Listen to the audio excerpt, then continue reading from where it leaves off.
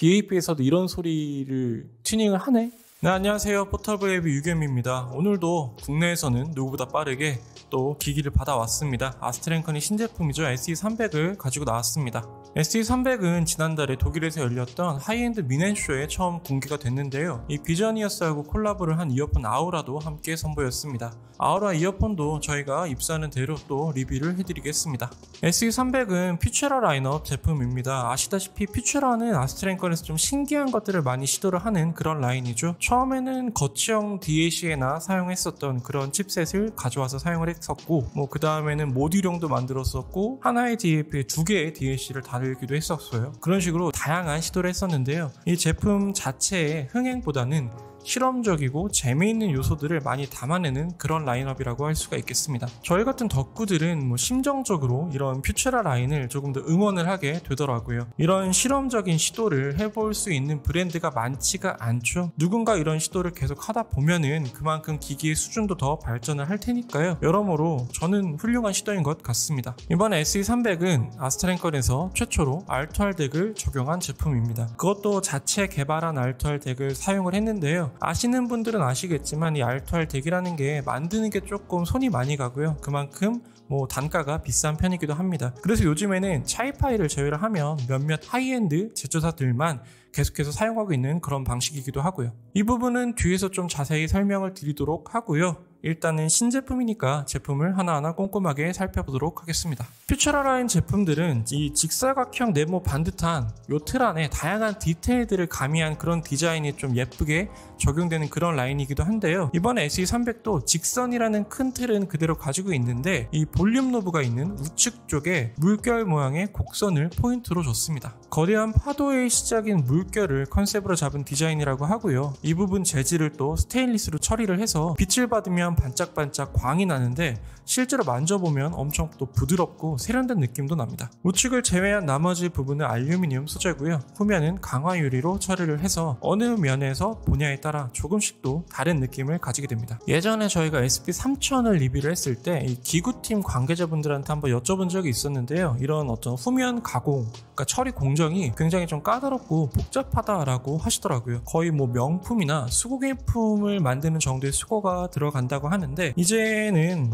어떤 제품, 어느 라인이 됐든지 간에 아스트랭컨의 제품 디자인하고 마감은 거의 끝선 경지에 다다른 것 같습니다. 상단에는 전원 버튼과 사이즈별 이어폰 단자 3가지가 있고요. 그리고 전원 버튼이 살짝 안으로 좀 넣어놨어요. 그래서 정면으로 볼 때는 전원 버튼이 거의 보이지가 않습니다. 아스트랭컨 DAP들이 기기마다 전원의 위치가 조금씩 좀 다르죠. 그래서 저는 종류별로 여러가지 기기들 테스트도 해보고 만지다 보니까 좀 사용하면서 헷갈리기도 했는데 사용하는데 큰 문제는 아니고요. 나머지는 좌측 측면에 재생 버튼, 조작 버튼, 그리고 하단에는 마이크로 SD 슬롯하고 USB-C 충전 단자가 있습니다. 내부 UI는 SP3000부터 적용된 크림슨 테마가 적용이 돼서 이번에도 고급스러움을 강조를 했습니다. 화면은 5.46인치 FHD가 적용이 됐고요. DSD 256, 그 다음에 32비트, 384KHz까지 고음지름은 다 적용을 합니다. 그 밖에 MQA, LDAC, 룬레디 다 지원을 하고요. 루나크는 현재까지는 지원을 하지는 않는다고 하네요. 육안으로 보면은 이게 사이즈가 좀 커서요. 제법 무거워 보이는데 크기에 비하면 가벼운 편입니다. 이 기기와 어느 정도 크기가 비슷한 SP3000 있죠. 얘는 무게가 굉장히 무겁잖아요. 근데 얘는 CC가 알루미늄이어서 훨씬 가볍습니다. SP3000에 비하면 저렴한 소재이긴 하지만 이게 또 무게에서는 장점이 있습니다. SNR은 115dB, 크로스토크는 마이너스 135dB,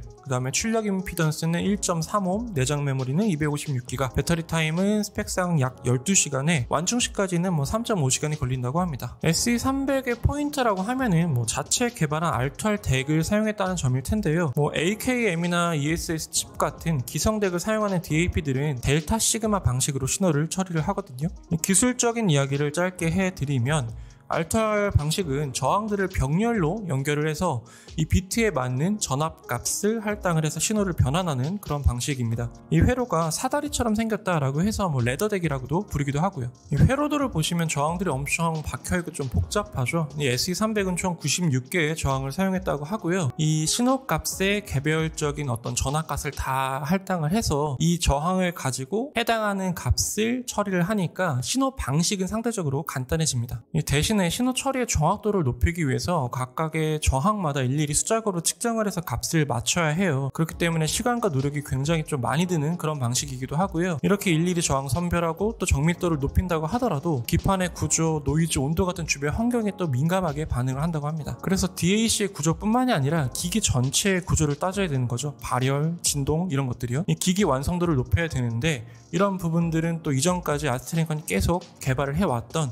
테라톤 알파로 커버를 한 것으로 보입니다. 그럼에도 이 알투알 덱을 사용하는 이유는 이 제조 과정은 까다롭지만 신호 처리 과정이 델타 시그마 방식에 비해서는 상대적으로 좀 간단하니까 이 손실이나 왜곡이 끼어들 여지가 좀 덜하게 되는 그런 장점이 있기 때문이고요. 그래서 몇몇 하이엔드 오디오 제조사들만 요즘까지 이런 알투알 덱을 고집을 하고 있고 가격도 고가 제품이 많습니다. 제 기준으로는 정말로 고가의 제품이 아닌 이상 알투알 덱의 소리 스타일은 조금 진득하지만 부드럽고 풍성한 그런 느낌이 떠오르고요. 그 다음에 델타 시그마 같은 경우에는 좀 선명하고 넓은 공간감 이런 쪽이 강점이 있다 이렇게 생각이 드는데 그렇다면 둘 중에 어느 방식이 더 좋을까요? 라고 또 궁금해 하시는 분들이 계실 거 아니에요. 이렇게 물어보실 텐데 사실은 이거는 우열의 문제가 아니라 좀 취향의 차이로 판단하는 게 맞을 것 같습니다.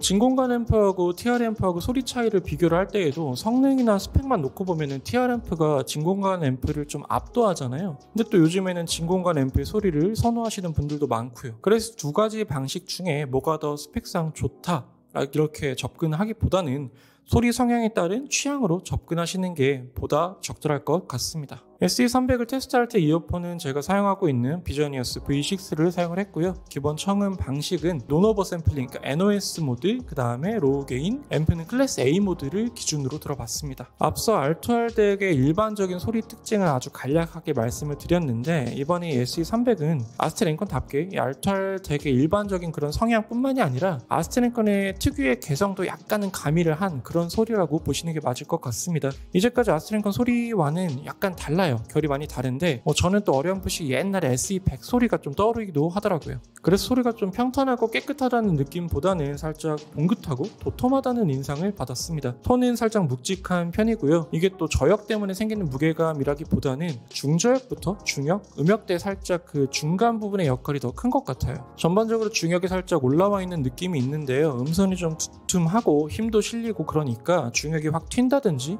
귀를 찌른다든지 그런 느낌이 들지 않습니다. 전체 음역대에서 이 특정 음역대가 잘 들린다는 건 그만큼 상대적으로 다른 음역대가 살짝 존재감이 덜하다는 그런 뜻이겠죠. 고역의 개방감이 상대적으로 좀 줄어들면서 시원시원한 그런 맛은 다른 여름 아컨의 DAP보다는 조금 떨어지는 편입니다. 고역의 개방감이 좀 줄어드니까 무대의 좌우가 좁아지는 대신에 상대적으로 뎁스의 표현력은 상당히 좋았습니다. 좌우는 좀 좁고 앞뒤가 긴 그런 직사각형의 모양, 그런 모양의 룸을 생각하시면 될 것 같아요. 기존 알투알 덱의 그런 소리 성향을 10이라고 쳤을 때 얘는 거기 8 정도의 까끌까끌하고 선명한 질감을 한 이 정도 섞은 그 정도의 튜닝이라고 생각을 합니다. 이런 스타일로 튜닝을 하게 된 어떤 목적이 있겠죠. 근데 제 생각에는 이 휴대용 기기들의 구조상 하이파이 제품들처럼 알투알 그 덱에 물량을 많이 투입하기가 힘들어요. 작으니까요. 그래서 하이파이 기기들처럼 물량을 통해서 수준을 확 끌어올리는 데에는 한계가 분명히 있고요. 그리고 스피커가 아닌 이어폰이나 헤드폰으로 음감을 하게 되면 소리의 스케일, 뉘앙스도 중요하지만 그것보다는 음선 하나하나의 특징이라든지 세세한 부분들이 더 집중을 해서 듣게 되잖아요. 이런 특징을 고려를 해서 어느 정도 절충한 그런 튜닝이 아닌가 싶습니다. SE300은 다른 아컨 요즘 기기들처럼 이용자들이 다양한 환경에서 음악을 즐길 수 있도록 선택 가능한 옵션들을 좀 많이 넣어놨어요. 우선 이번에 FPGA 칩을 사용을 해서 자체 개발한 신호 처리 과정을 통해 그 사이에 논 오버 샘플링, 그 다음에 오버 샘플링 이 두 가지 모드를 선택을 할 수 있게 만들어 놨고요. 두 모드 사이의 소리 차이가 제법 큽니다. 굉장히 좀 큰 편이라고 저는 느꼈고요.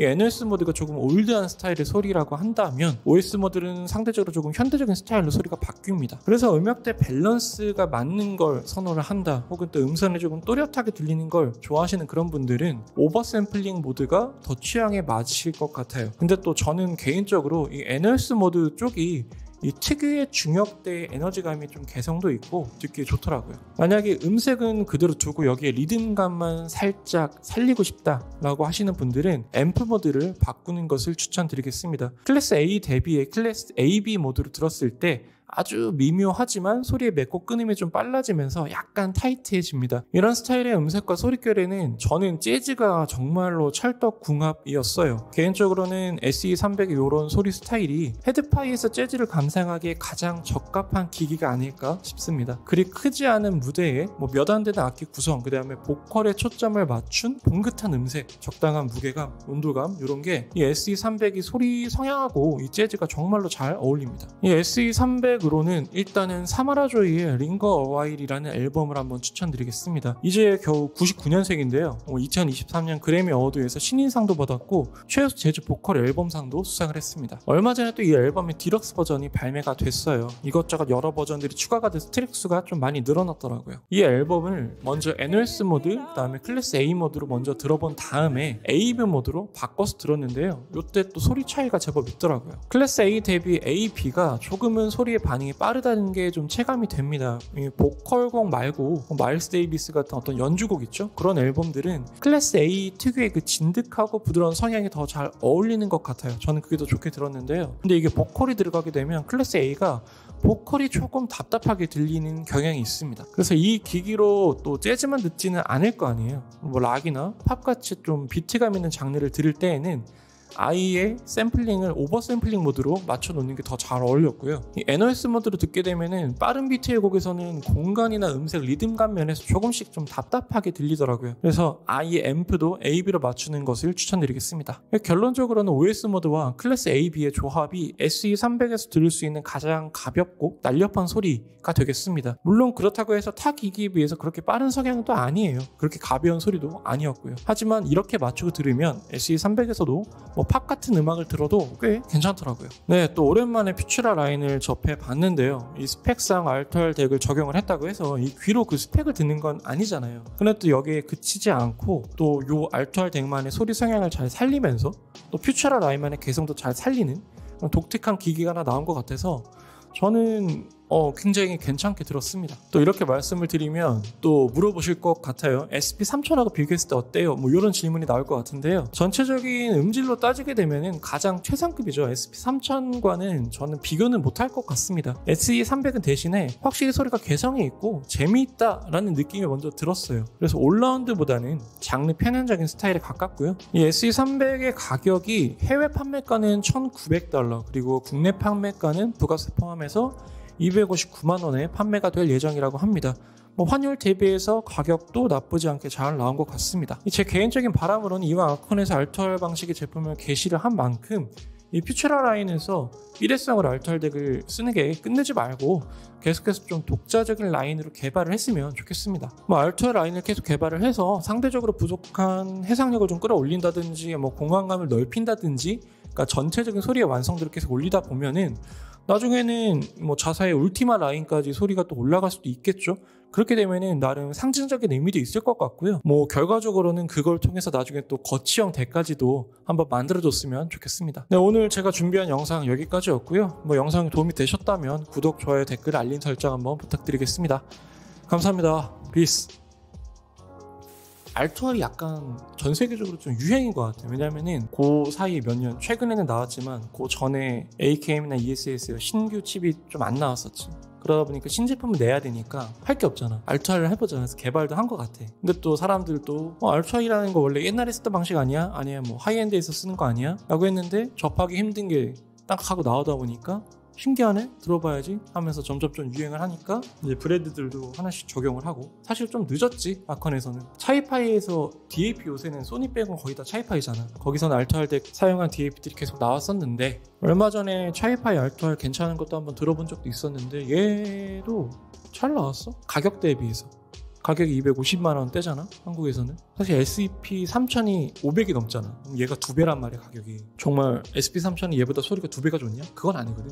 아니, 모든 기기들이 다 그렇긴 하지만, 근데 취향 차이긴 한데 나처럼 좀 재즈 좋아한다, 아니면 올드한 스타일, 빈티지 오디오 이런 소리 좀 익숙한 사람, 그런 소리 들으면 괜찮다고 느낄 거고, 이게 옛날에 트라이펙타 때도 그랬는데 그런 거 말했잖아. 빈티지, 풀사이즈, 그런 오토그래프, 이런 스타일의 소리를 좋아하는 사람, 익숙한 사람은 분명히 호가 있을 거다. 근데 그게 아니면 불호가 있을 거다. 리뷰를 한 다음에 트라이팩터 나오고 반응 보면은 장난 아니잖아. 막 호불호 엄청 갈리잖아. 이게 왜 이 가격대냐? 이거 소리 정말 좋다. 근데 얘도 아마 그럴 거야. 왜냐면은 얘도 야 이거 소리가 왜 이렇게 뭉툭해? 왜 이렇게 좀 뭐 쨍하지가 않아? 왜 이렇게 시원하지가 않아? 이런 사람도 분명히 있을 거고, 아니면은 또 이런 소리 좀 어느 정도 들어본 사람들은 이게 이제는 또 DAP에서도 이런 소리를 튜닝을 하네? 이렇게 되는 거지. 얘는 초보자한테 선뜻 추천하기는 어렵다. 좀 소리 여러 가지 들어보고 싶고 어느 정도 이제 익숙해서 좀 새로운 거 들어보고 싶고 그런 사람들은 들으면 이건 좀 다르구나. 얘는 다른 재미가 있네. 이렇게 느낄 수 있을 만한 그런 기기인 거지. 이게 SE100까지만 해도 소리가 달랐어. 기기가 다른 게 아니라 소리가 달랐단 말이야. 그때가 SP1000이 있었고 SR15인가가 있었을 때였을 거야. SP1000만 해도 갑자기 AK380에서 소리가 확 바뀌면서 되게 좀 선명해지고 넓어지고 쨍해지고 그래서 와 이랬었는데, 거기서 갑자기 SE100이 나오면서 그것과 완전 반대의 소리가 나는 거야. ESS 칩을 쓰면서 넓진 않은데 진해지고 두툼해지고 힘도 세지고, 그러니까 이거 소리가 왜 이렇게 특이해. SE100이 처음에는 반응이 그렇게 좋지가 않았는데 비교적 최근까지도 중고를 찾는 기기가 SE100이야. 그만큼 마니아가 있고 그때 그랬거든. 얘는 진짜 그냥 진득하게 들을 만한 기기다. 그렇게 리뷰를 했었는데 얘도 그런 식인 거지. SE180이랑 SE200 같은 경우에는 소리가 특이한 게 아니잖아. 기기가 특이한 거지. 그런 것들은 이제 만지는 재미는 있는데 소리 때문에 오래 들을 기기는 아니라는 거야. 바로바로 유행 따라 바뀌니까. 근데 얘는 만지는 재미는 전혀 없잖아. 바뀌는 게 내가 없으니까. 내가 눈으로 알 잘 보이는 게 아니니까.